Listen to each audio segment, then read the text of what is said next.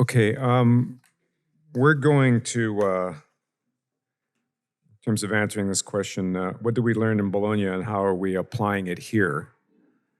Um, I'm going to speak just for maybe 10 minutes and, power corrupts and PowerPoint corrupts absolutely, but I do want to share a few slides just to sort of set a little bit of context. And then we're going to talk with our panelists. Yeah, okay. He was grabbing them outside. Yeah, let me just, we'll get a few more people in as they come. There we go. What did we learn in Emilia-Romagna on all those trips? Sociologist Robert Putnam, in doing a groundbreaking study of Italy's 20 regions in terms to assess what were the factors behind their social economic development, argued that social capital being the most single determinant of economic development in the Italian regions. Now, we could spend the next hour defining social capital. I'm going to cut to the chase. I would argue that it's an accumulation of trust built on reciprocal relationships. If we can go to the next slide, next arrow. This very simple equation, social capital equals trust by and plus participation. What does this mean? This means that you feel that you have a vested interest in the system within which you live and work, and that you have opportunities to participate in that in a manner that produces some gainful benefit for yourself. I mean, most of those returns could be economic. You have a meaningful, well-paying job, but not necessarily limited to that. It can also be social, and maybe the distinctions between those two things are not necessarily, they're not necessarily completely separate. What Putnam found is that places like Emilia-Romagna were extraordinarily high in social capital, and places like some of the regions in southern Italy, much less so, let's say. Stefano talks a lot about social capital and makes the distinction that not all social capital is treated exactly the same. He makes a difference between what's called linking social capital and bridging social capital. Bridging social capital is what we would see in places like Emilia-Romagna, these kinds of diffuse, very large connections between people, between opportunities and resources. In some parts of Italy, and a cooperative being the key manifestation of that. In southern Italy, we would see more what's called linking social capital, smaller groups of people that trust each other explicitly and not very much anybody else. That we could call that the mafia or the Camorra or the 'Ndrangheta. And they also have social capital, but not necessarily geared towards broader kind of social development. Okay? This social capital over the years of going to this place is, this idea keeps manifesting itself in a variety of different ways. And to give you an example, the next slide, please. This equation comes from Professor Flavio Del Bono at the University of Bologna. He's now the director of the cooperative economics program at the university. And he produced this idea that social cohesion is a function of wealth and distribution. That if you're, and this is a riff on the social capital equation, that it's not enough to have a wealthy economy. People have to have access to that wealth. That wealth needs to be distributed if you're going to have social cohesion, or otherwise you will have the inverse. You'll have disruption in your society. His argument is that the cooperative movement in Emilia-Romagna plays an important role in fulfilling social cohesion because it is a generator of wealth for people. If you're a worker co-op and you work at, your cooperative is providing you with meaningful employment. And so it serves a distributive function also with respect to access to consumer goods. Consumer co-ops lower the cost barrier for access to good quality goods. And so a strong cooperative economy helps to contribute to this idea of social cohesion. Next slide, please. Sorry, for the text is a little bit small, but I mean, this is a work of another a sociologist, Mark Granovetter, who mapped out social capital across at least 20 regions. And noted in red near the top is Emilia-Romagna, right behind Trentino Alto Adige. And now this is, the way he defined it is the presence of diffuse weak networks. So the presence of this bridging social capital, where the level of trust between people is very widespread, not necessarily super, super deep, but very like a family or a clan or something like that, but it's very widespread. And opportunities, resources, and needs get communicated through this channel.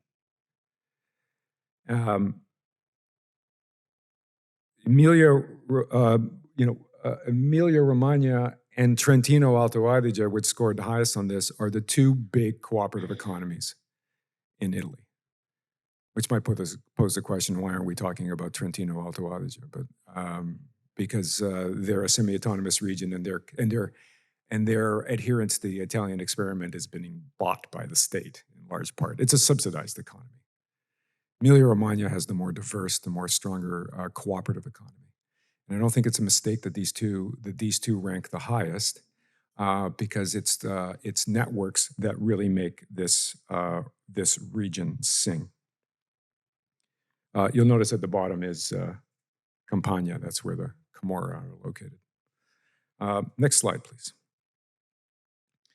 In the aftermath of the financial crisis, the region of Emilia-Romagna produced a kind of a prognosis assessment of where the region was going to go.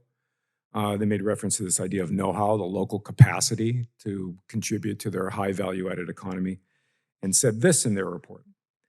This know-how is linked to a complex network of relationships, a relational system of skills and tacit knowledge that are the necessary components of innovation and creativity. This knowledge travels through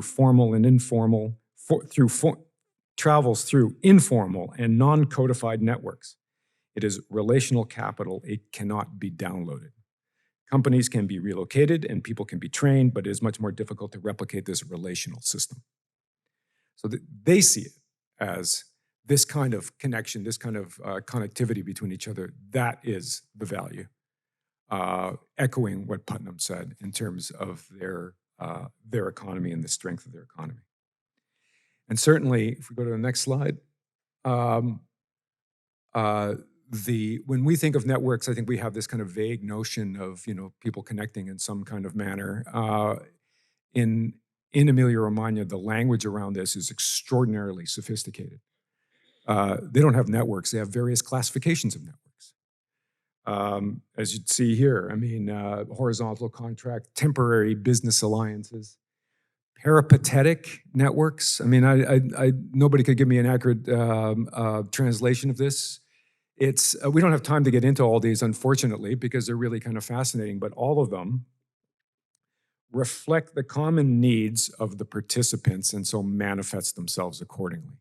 Sometimes they produce a legal entity to make these networks work. Other times there are agreements without any kind of legal binding to them. And often agreements based on a handshake. And that's social capital at play. 16 trips to Italy, we never talked to a lawyer. I'm sure they exist. I'm sure they do stuff, but they produce friction costs. They undermine the smooth flow of interchange. And so if you don't need them, and you don't need them because you are part of this network, you can avoid all of those kinds of excessive costs. The networks of networks is not trying to be funny, but I mean it's their federations of cooperatives they have that are organized by sector and by region. Lots of meetings, but very highly organized, and you find your role within that in order to achieve your needs. So, in my opinion, this is the most significant lesson from Emilia-Romagna, that co-ops play a key role in creating these kinds of trust networks as entities that are focused on meeting the needs of their members and their local communities. That is their vested interest, not generating profits for external stakeholders. So how do we do that from here? We can go to the next slide. Just talk about this very quickly. This is a kind of an impact business development approach. My former Vancity colleagues will recognize this. We used to employ this all the time. When we're looking at supporting a particular sector, we don't just look at the individual, in this case, the co-op that's sitting in the middle. We also look at the sector. Who is supporting that? What is their capacity and ability to sustain themselves? So in our case, that would be certainly the BC Co-op Association, but not only. The Union Co-op Association, the Union Co-op Initiative would be there. Solid State Industries would be there. BC Cooperative Housing Federation would be in this space. We can also think about the outside circle, the enabling environment, primarily the provincial government in our case, not only, also the feds, whether the legislation and tax structures that are in place that would, or regulatory structures that would be in place in order to be able to support this system. That's improved in recent years. We're nowhere near where the Italians are. We certainly don't have any of those kinds of fiscal mechanisms in place that we could benefit from, but we're starting to get there. And then there is this remaining circle in blue here, so-called consumer and capital markets. This is probably the most complicated piece, and I think where we could have the greatest impact. Now, we could call this ring an ecology or a market. Some people aren't comfortable with the term market. I think that's generally how I describe it. And if we can go to the last slide, and I'm just gonna, and pardon me for this badly drawn kind of thing where I've lost all my colors. So I went to a great deal of effort to try and keep those. Anyways, this is a hastily drawn map of where we're going in this space. It's where co-opportunities go to generate demand, to express their demand and to find supply for the educational, technical, and financial services that they need. Now, all maps are a rough approximation, especially this one. So if you're not here, if you're here but not on the map, I'm sorry. We'll try and rectify that. I mean, I didn't have time to draw dotted lines and all this kind of stuff. This is just to give you a sense of what we are starting to create in terms of our network, in terms of building this kind of capacity to be able to exchange. If there aren't a solid line there, it's because the organization is there on our radar. We're doing some work, but not necessarily a strong kind of connection to what's happening. Some of the financing resources that are available out there are kind of not fully engaged. Some of the post-secondary institutions are on our map. We're talking, we're doing things, but not necessarily totally plugged in to this process. This is just to give you a sense of where we want to go with this. I think ultimately the objective is a set of relationships that are just too difficult. It would be impossible to map, right? The interactions between the various organizations would be very dense. This is pluralistic. It's co-ops for sure, but not only. There are societies, foundations, post-secondary institutions, trusts, corporations too, maybe could participate in this. It's based on shared values, shared objectives, and ultimately grounded in reciprocity, mutuality, and trust. Or, if you want to call it, relational capital or social capital.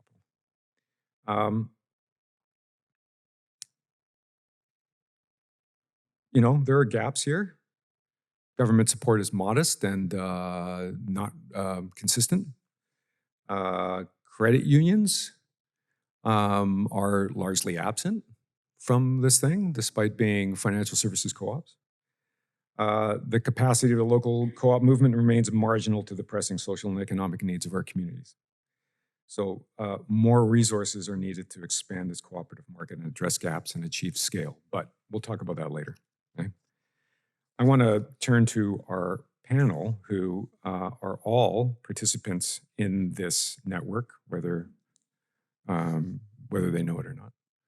And I think they do, but to one extent or another. So I will, starting with At the end of the table, I would ask if you would, don't mind introducing yourself, your organization, and the work that your organization does. Hi, folks. Kevin Huang, he, him pronouns. I'm the executive director of an organization called Hua Foundation. We are on the map, not connected. As an organization, we primarily work in the space of cultural heritage and social change. It's about 10, 11 years now of our work, trying to do a lot of anything from food security to a lot of Chinatown advocacy. And I think for the co-op space here, we are actually trying to figure out, one, how do we support more co-ops development in the nonprofit and charitable sector, recognizing that the board structure doesn't necessarily suit everybody, especially who has power and privilege to sit on a board voluntarily of a charity and or a nonprofit. But the one that I'm directly working on is actually trying to create a co-share space in Chinatown, because after the pandemic, we did lose our original kind of co-working space, and a lot of organizations are wanting to get together, community serving organizations are wanting to get together to have a community space that's run and governed and owned by community groups. I'll get into it a little later, but there is financial incentive for me to work with, like say UBC, who's one of our partners. Makes a lot of sense for us. UBC is interested in working with us due to the academic community relationship. And there's also, I think, a little different for our co-op project that we're working on is there is actually also a political incentive for us to actually align and work together, just given the current climate in our municipal politics, as well as changing, I would say, power structures in Chinatown, and who are we really serving and who are we not including in this. So I think for this reason, we are working with the Chinatown Celebration Society, which is came out of a civic body of the city around organizations and representatives of Chinatown organizations, as well as Hogan's Alley Society. Because I think for Chinatown specifically, we often think of it as a monolithic type of ethnocultural enclave, but it has never been. So when we're thinking about city planning and I would say the ways that white supremacy has reinforced divisions between racialized and also economic groups, we find that's not a really acceptable way forward. So what can we do using this cooperative structure as a way to think about, hey, we can imagine a better future together? What are the political and social, I would say, capital that we can, I would say, gain and amass between ourselves as a way to bring more community members into alignment and agreement that like our future is actually together, not just the Chinatown only for certain groups of people. I'll leave it at that for now. Yeah, thanks. Hello. I'll just do a condensed version of my typical introduction. My name is Shapela Matsiam, also known as Chief Lian Zhou. Shapela Mat is a name that I share with my late father, Shapelam Siam. The Shapela Mat, my ancestral name, delineates what family I come from within my community, and that's the Lakat Zhou family. The Siam at the end of my name tells you the responsibility I have within my family, and that is, in English terms, a hereditary chief. So I'm responsible for the Lakat Zhou family and the representation of them within the community. I've been a hereditary chief for 20 years now, and have been privileged to learn from my family to be in this role. What brings me here today is I've always been a massive fan of cooperatives, even tried to start our own artist cooperative within the nation prior to the 2010 Olympic bid and the success of that. Shortly after, actually before the Olympics even came, I moved away from my community and stayed home and raised my son. But what brings me here is, again, never lost that passion for the cooperative movement and the principles and the values that it holds. And more specifically, how could this particular movement be in alignment with our values, First Nation values, Indigenous values, and principles. We take it a bit deeper, I would say, around cooperative and mutuality and collectiveness. And for us, if we were to look at how our societies were prior to contact, there are very sophisticated systems of governance, economy, and it was all around the well-being of every single individual and everything that lives within place. And there's a beautifulness that comes with the richness of that depth of knowing, weighing, ways of being and doing in relationship to all things, and not siloing them. It is, our well-being is interconnected wholly like a spider web. And but Elvie and Dara approached me a while ago when the province did gave BC Cooperatives Association some money, and I truly appreciated Elvie coming to the table and saying, "Hey, is there space in the Indigenous communities for cooperatives?" And I'm like, "Absolutely, no questions. I don't know how, I don't know when, I don't know what is the journey, what are the outcomes, but I want to be curious." And I introduced them to the New Relationship Trust, which is an Indigenous NGO that works with all 204 First Nation communities in the province. And from there, they created a partnership. And I'm now a board of director of New Relationship Trust, so I get to have some oversight about hopefully and influence what this program potentially could look like in relationship, and how do we amplify, and how do we be curious, and how do we take the best of both worlds and embed this movement into our communities, so that, because I struggle with the notion of our current economic state and the capitalism and the colonization of those systems that are overtaking our spaces today. And I think this is a particular movement that we could use to leverage to overcome that issue or problem as I see it. Thank you.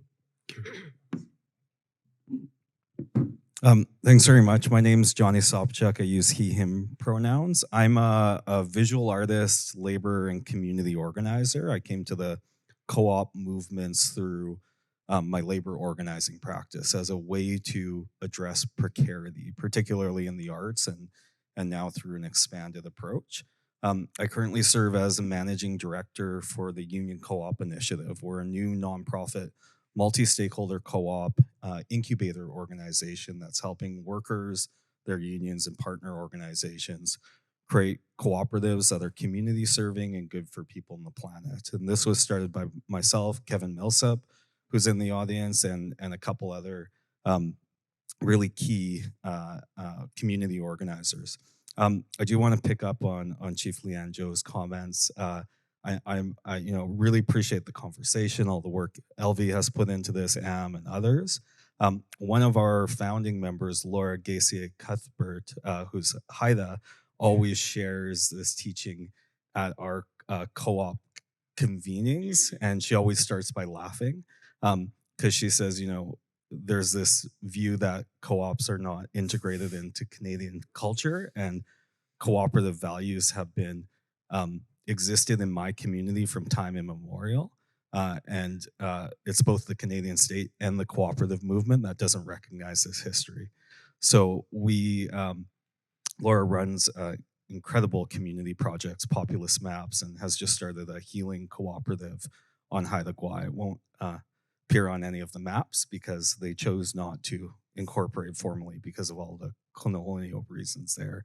So I want to ground it in that we have work to do in transforming our movements to make them more accessible. We started this cooperative organizing with a group of artists, originally 4, grew to 7, grew to 17. A majority of IBPOC artists, Indigenous, Black people of color. We launched Value Co-op as a way to address precarity, exploitation in the arts. And I try and keep this short, so I'll fast forward through the pandemic, which was really tough time for us, but through this organizing of a group of artists who are primarily low income, living under the poverty line, we recognized there were considerable gaps in the ecosystem to support cooperative development. Our co-op cost about $150,000 to get off the ground, and the traditional approach would be those 17 members would each have to put in about $7,853 to capitalize it. And for many of the artists who were living paycheck to paycheck, that was not possible. So we fundraised. We worked quite closely with Elvie and Tiffany. And I do want to give a really big shout out to Vancity Credit Union, who provided the bulk of our funding to get this off the ground. We wouldn't be here without Vancity, who has really stepped up to fill the gap of the provincial government and providing the funding and support and development. So if you don't bank with Vancity, I hope you do starting tomorrow. Move your organization and personal money over to value-aligned credit unions, and that's what we're helping to do as a part of our work. Tiffany, check your email. I just put in a new funding request as well. No, I'm kidding. I really do say that because I think it's so important that we have organizations that are providing the resources for workers who need these forms of organization to address their concerns. We were operating Value, creating merchandise. This is one of the shirts our artists made. And we got a lot of orders from labor unions and a lot of interest in doing this work in other sectors. So today we formed the UCI. It's based off of Mondragon United Steelworkers Partnership from 2011. There's a group in co-op in Cincinnati that's doing this work that we've really modeled ourselves around. But today we now have 5 active union co-ops on the ground. There's an arts co-op, a stitchers co-op, a film co-op, a personal trainers co-op, and Mayworks Festival of Arts and Labor. Just yesterday we launched 2 new co-ops, the People's Pub, which is a speakeasy labor organizing center, and the collective community print shop out of our studio in Chinatown.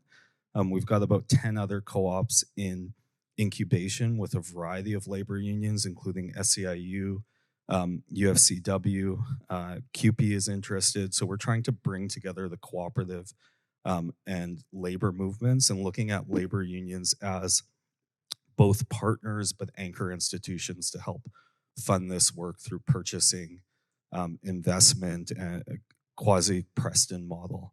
I won't go in, I could talk forever about this, so I will leave it I'll leave one more thing, because I know a lot of folks will see that historic tension or what's perceived to be a historic tension between co-op and labor movements. I don't believe it exists. I believe it exists in the consumer co-op sector. As someone who's been a labor organizer, organizing workers at consumer co-ops, I can tell you about that tension.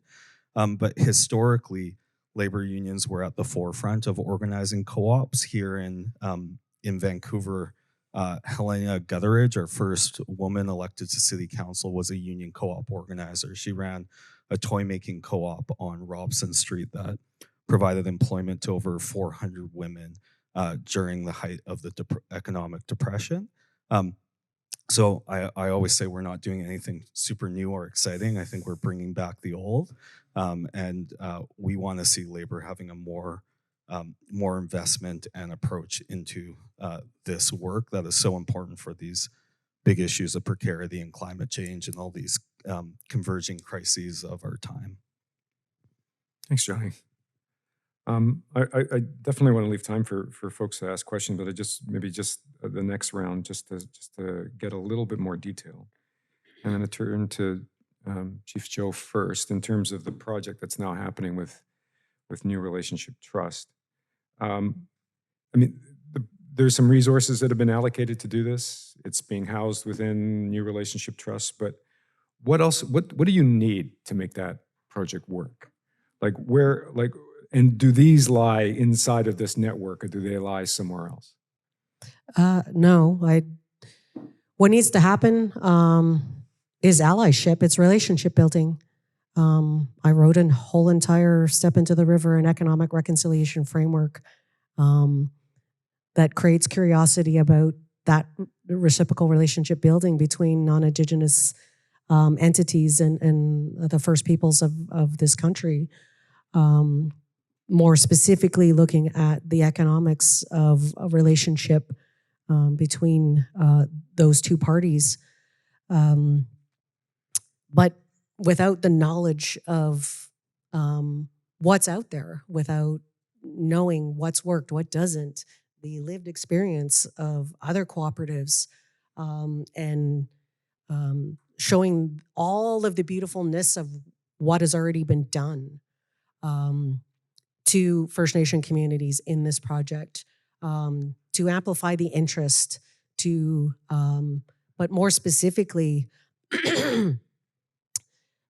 if it was to be a true reciprocal relationship, what also needs to happen is that trickling down of that ancestral knowledge that we have as the first peoples of this land to the cooperative movement. How do you take and share that kind of knowledge in a very appropriate way without actually appropriating it into your space, but allowing us to fully take the lead in what cooperatives need to be within our own communities and how we want them to exist, and how do we embed our core values into those spaces.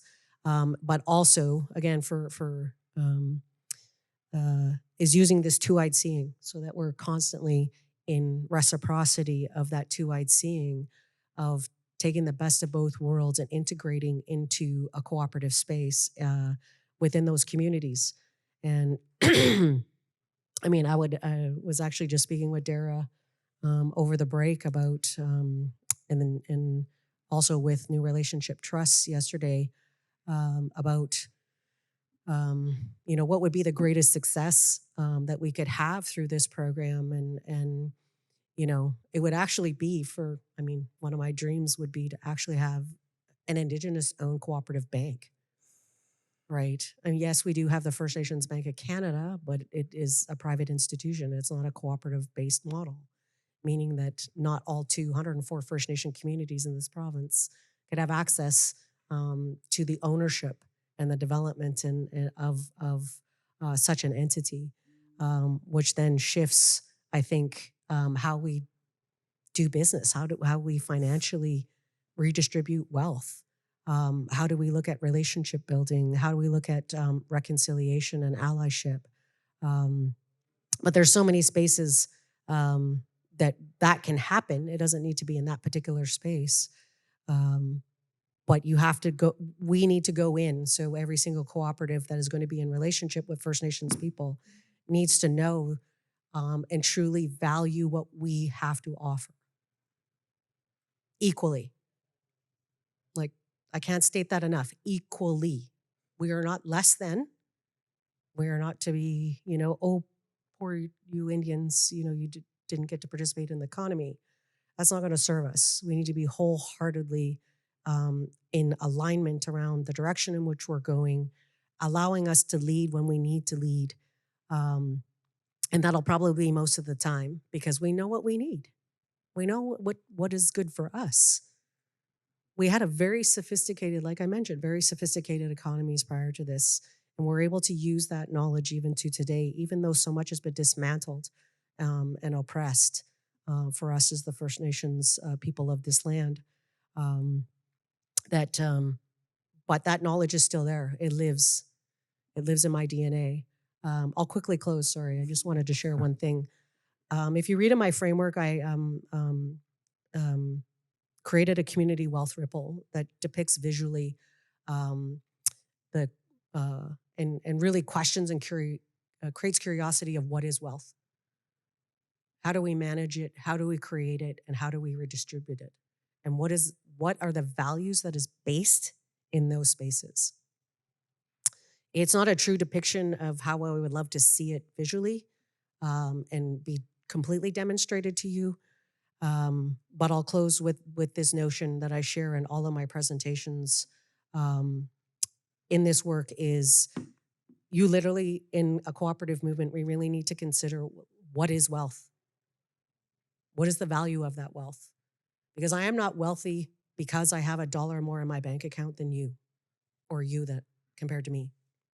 My wealth is that I can still go out in onto my land, that I can still hunt, I can still fish, I can provide the sustenance needed, I can gather the medicines needed, that my husband can teach my son to hunt, to fish, to gather as well, that we have rites of passage for him to move from boyhood into manhood.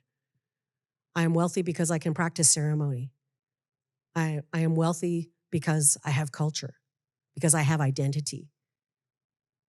I am wealthy because of my connection and my kinship ties throughout the whole entire West Coast. I am wealthy because there's so much more that makes me a person that is privileged culturally, knowing, but more specifically what resides in here. My wealth comes from here, not from here or externally to me. And I share this because we have to really start thinking about what we truly value in how we do things every single day in every part of our lives, and not have these silos block out certain aspects of those spaces. Thank you. Chief Joe, your framework, is that still available through SFU CED? Yes, it is. Yeah. No, if you haven't seen it, you should have a look, because it's really quite inspiring. And I can share a QR code with you if you wanted to get a quick link to the download immediately. Thank you. Kevin, same question to you.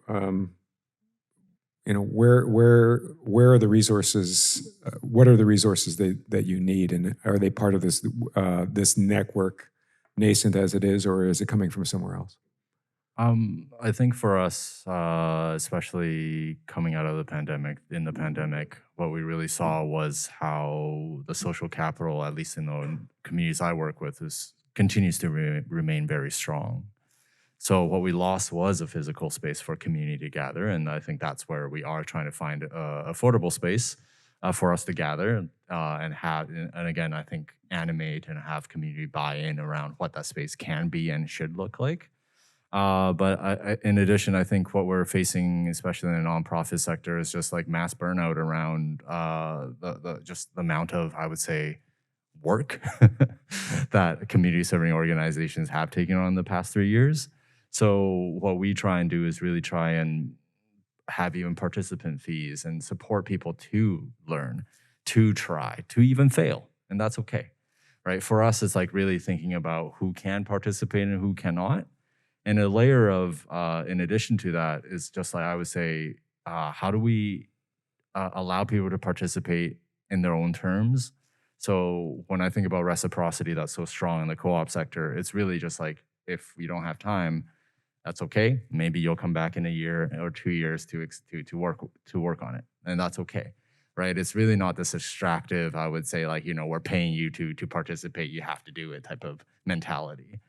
But for us, it's really, I would say, resources, wealth of resources, support networks, mentorship. And I think without me having the exposure that I did through Vancity and also the Bologna program, I wouldn't have the language to think about how I apply what is very natural in the communities I work with around working together, finding like, how do we build solidarity and also, I would say, partnerships in a way that's more formalized. And at least for me, putting language and knowledge and actually, hopefully soon, like actual governance structures, and finding that balance between that handshake, which is what we do, honestly, between that and also like legal documents. Like, for example, UBC's like, we need an MOU. It's just like, okay, fine, I guess we'll sign it. But we all know that it's really just like a handshake still, because the MOU, you're sure you can break it, but it's like actually you're breaking that trust that you've over time have built up with somebody, with an entity. And I think this is where I do want to advocate for more, I would say, education is not the right word. Knowledge mobilization is probably too academic-y, but like getting the word out around what co-ops are, right? And how we can apply some of these, like even Alvy's chart around the types of networks is like important for us to differentiate and have more, I would say, nuanced discussions around how we're working and relating to each other. So big advocate of getting the word out, because another project I'm working on in the co-op sector is folks didn't even know that this was a viable structure. And once I described to them the pros and cons and benefits, and also I would say challenges of such a structure, it clicked for them. So I think it's really just getting the word out around what the possibilities are, and getting the knowledge, and I would say just, sharing what's possible for people as a viable option for participation in community moving forward. Thank you. In terms of just to respond a little bit to those answers, in terms of the work that we've done at the BCCA around educational programming, especially our Cooperate Now intensive, people come with a whole lot of questions, and it pains me to say it, but the general response is we don't have necessarily the answers to those questions.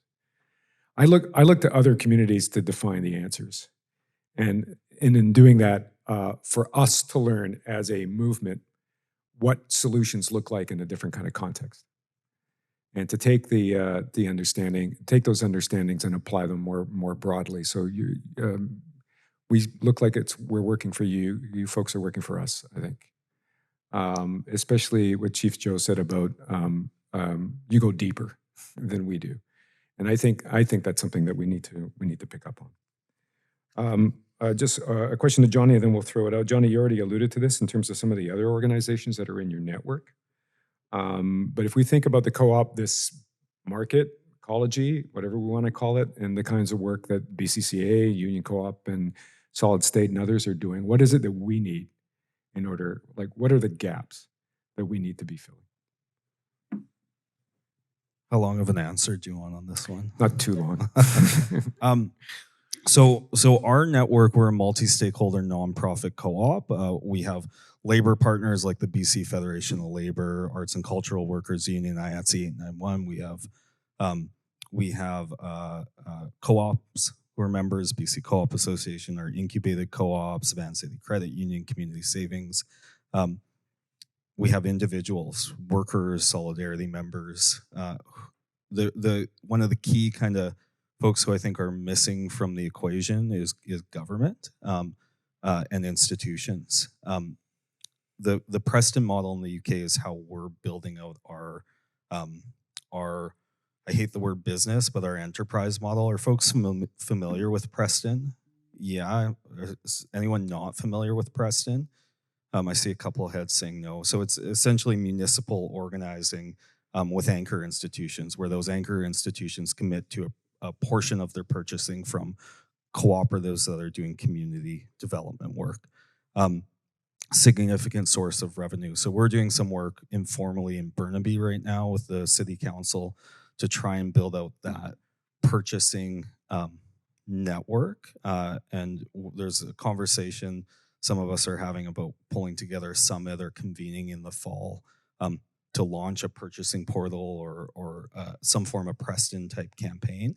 Just for context, I'll bring it back so there's some concrete numbers. We are also looking at our labor partners as Preston Network purchasing portal members. So there's 500,000 union members represented by over 50 affiliate trade unions in BC alone. I used to manage the organizing department of one. I had $1 million budget. I'd spend over 250 grand a year on merchandise, and that's why we created value.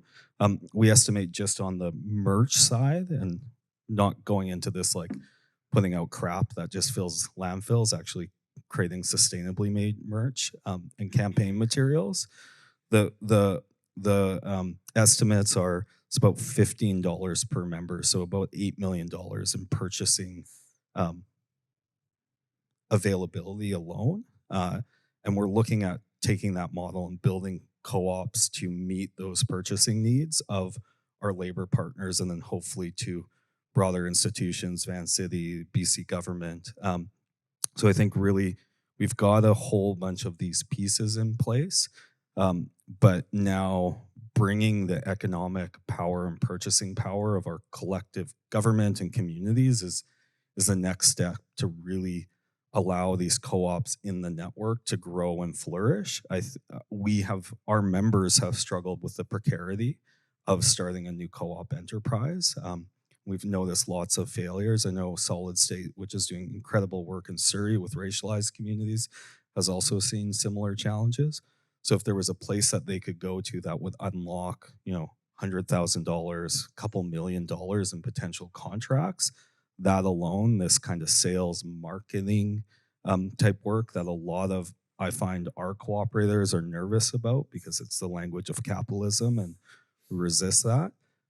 Just a place to go to make that easier will allow these co-ops to grow and sustain and then start to flourish.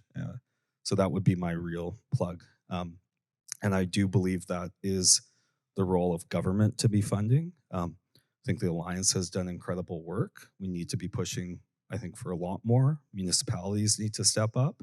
And, I keep saying it not because I'm just doing this because they're a funder, but I really do have to give the kudos to Vancity, who has stepped up to fill those gaps in major ways, and comparatively to other credit unions here in BC, but even across North America, they're an outlier, and that needs to be celebrated. Thanks, Johnny. Those are my questions. Folks from the floor, who's got questions for our panel? Thank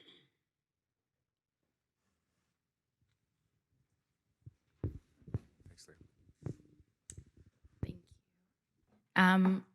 This might come out a bit convoluted because I'm still thinking through it, but I was curious if you could, maybe all of you, could expand or I guess dive deeper into how maybe anti-racist or anti-Indigenous racism, anti-colonial perspectives, like where that comes in terms of cooperatives, because I see that there's capacity for cooperatives to create more, like a greater sense of community, especially in, for example, like racially minoritized communities that are already disconnected and disenfranchised from more traditional forms of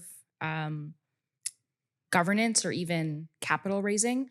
But I think that connection between cooperatives and anti-racist efforts seems a little ambiguous to me right now. And then maybe to add on, I'd love to hear your thoughts on how you would measure a successful co-op. Like, what does it mean for a co-op to be successful? Okay, I'll take that one. So the co-op that I'm building is built on organizations that all share a mandate around anti-racism. So even like UBC's Department of Asian Canadian Asian Migrations program, we've been working with them for over like 7 years now. And the next version of that's called the Asian Canadian Research and Engagement, ACRE.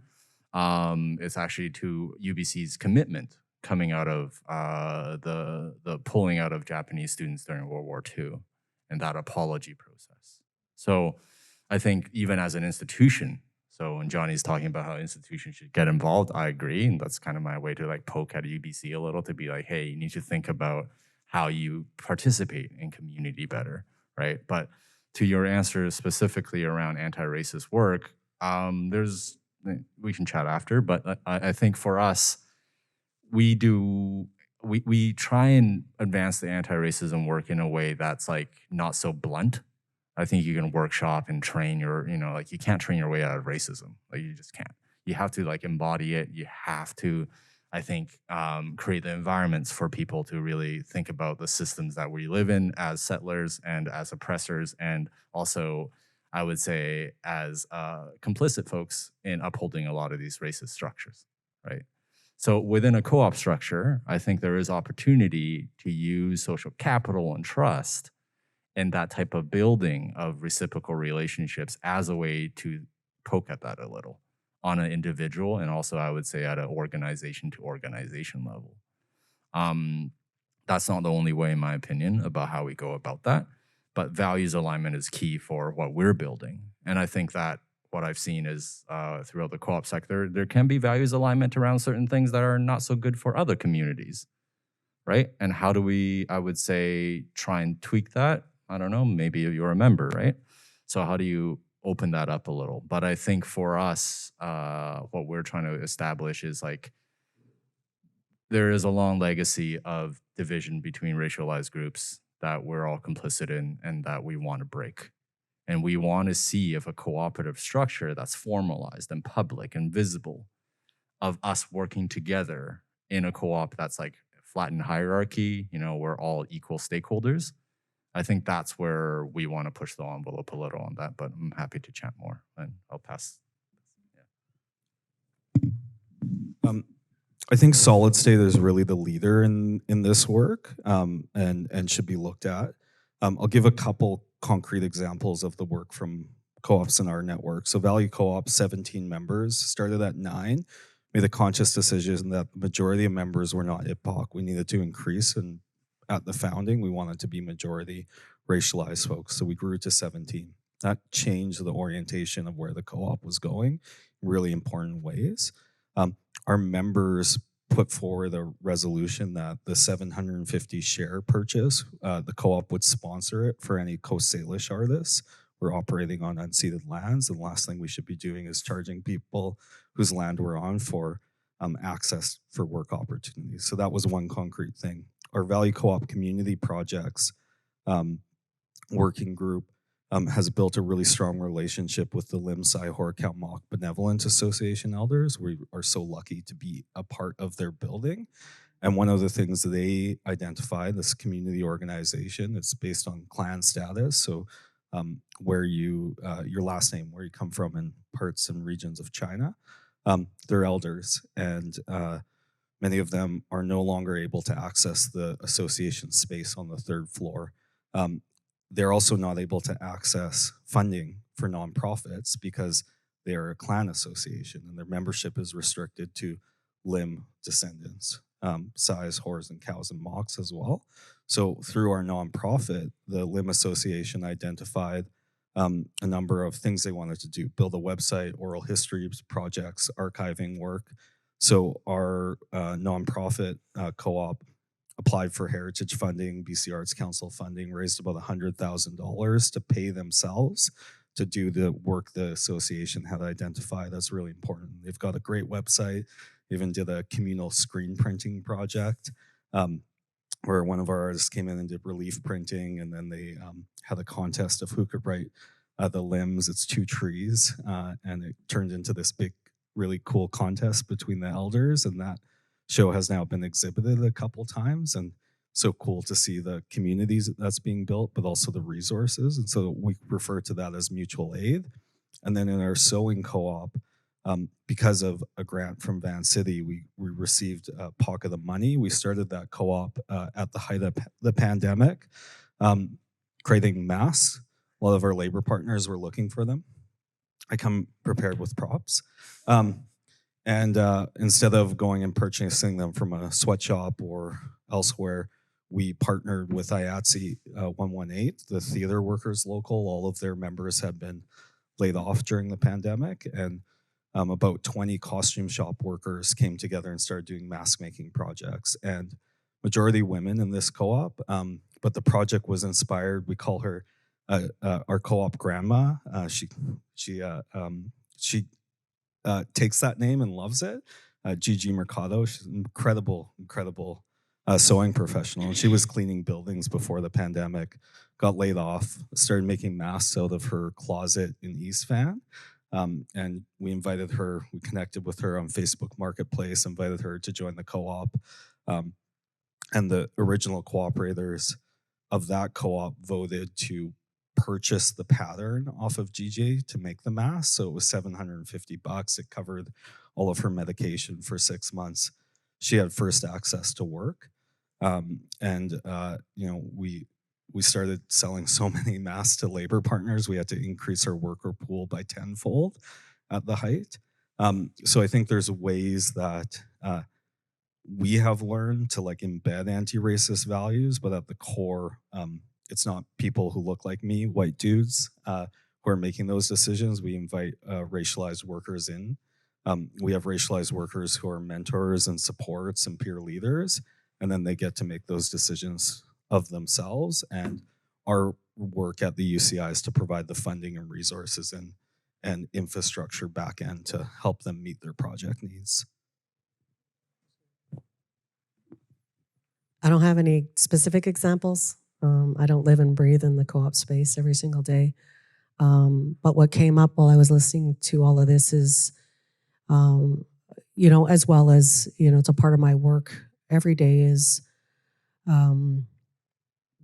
the idea of where does, this racism and